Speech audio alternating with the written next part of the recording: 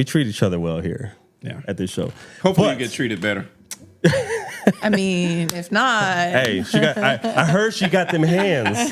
I heard she got hands. You can find out too. Yeah. So. Hey, no, I don't want that kind of smoke. I've seen what you do, and I don't want those problems. But we do got somebody special in the building. Who we got?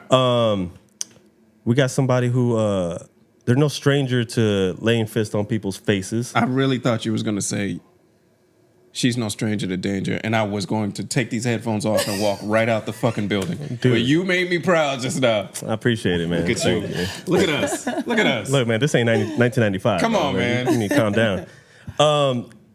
She just recently debuted as pro. Let's just say that she stepped off the porch. I just saw somebody recently get KO'd. Sleep. Get to the pro ranks. Oh, right. And that is it. Oh, wow. Bierley gets the finish. Yum, yum. Night. They might still be asleep. It's very well possible. Everybody needs sleep. People know her as Liv. Some of us know her as Alivia Bierley. Don't talk like you know her like that. I'm just saying. How you know me? Which one you know me? You know what I'm saying? We got the killer in the building. What's up, champ? Welcome to the show. Thank you for having me. Hey, it's a pleasure. I think what drove me specifically to fighting was I wanted to learn self-defense because I have had situations where I have been intimidated or cornered by men. Never want to feel like that again. Never want to feel like a victim. And I had one specific situation, without going into too much detail, where an ex that I broke things off with followed me in his buddy's car. And I ended up in an alley and had my doors locked, and he was like beating on the, like, you know, and I was scared. He was 6'4" football player, big dude. And in that moment, like it was the first time I'd ever thought to myself, like, what could happen to me, you know? Mm-hmm. And the first immediate feeling was fear of, I sat there and I just like was gripping the steering wheel and my knuckles were white and I was just shaking and like sobbing hysterically because I was terrified. And then quickly after, once I kind of got over that initial fear of like, you know, okay, I'm safe now, then it was just rage. Like, how dare somebody make me feel that way? You know, and I swore that I would never let anyone make me feel that way again. And here we are.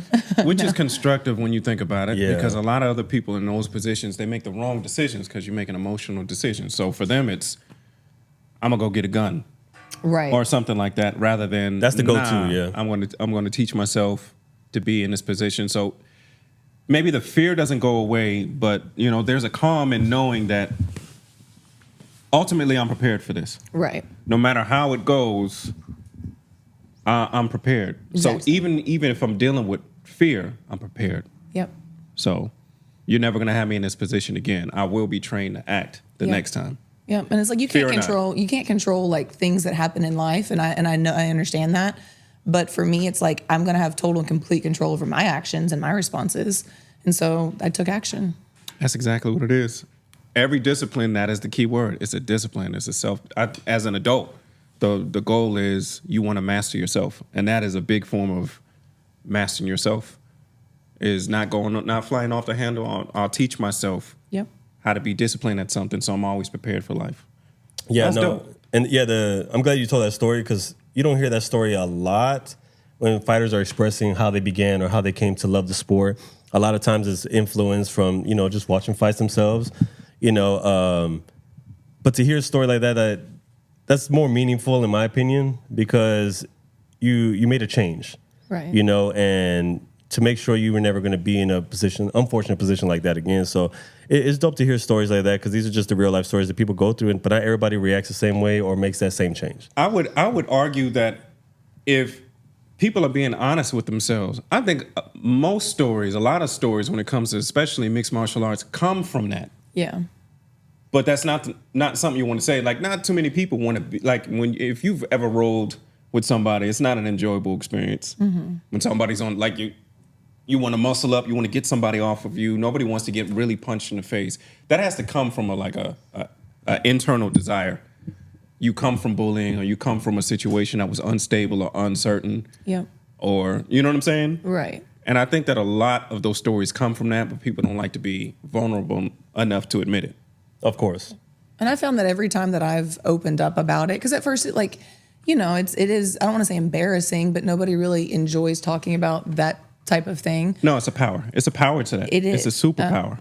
And I feel like, I don't know, every time I've opened up about it, like I've had women reach out, like thanking me, like, or relating. And granted, I got lucky, like nothing in the grand scheme of things other than me getting a little rattled and then upset. Nothing happened to me, but not everyone has that same outcome. Right. And so, for me, it is important for me to use this kind of a platform to, to open up, because I think that there's a lot of people that, especially in a lot of women, that probably have felt that way at some point in time, and if this gives them that motivation or courage, like, hey, you're not alone, and you're not helpless, then that's like an added bonus for me. Yeah, not only that is that they would look at somebody like you and be like, oh, you've been like this your whole life. You've been a tough girl. You've been playing all these sports. You probably wrestled and stuff like, no, you could come from not being athletic or whatnot and come from a traumatic experience and build yourself to this actually. Mm-hmm. Like you are giving them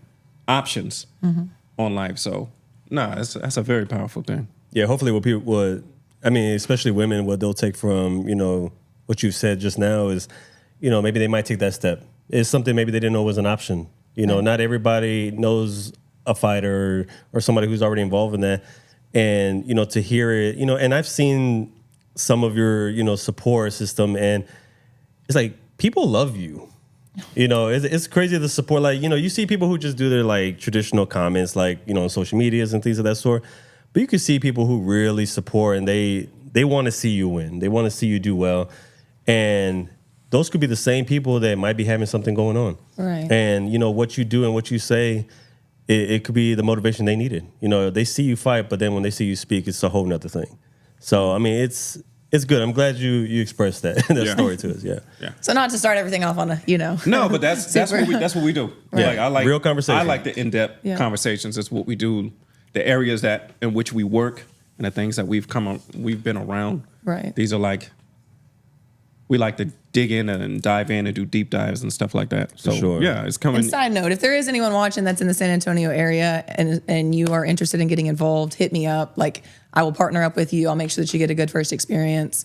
Because I know for a lot of people, it's like scary of getting started, or they don't know how. So for anyone that is watching, like, message me, hit me up, hit them up, and we'll make sure you're taken care of.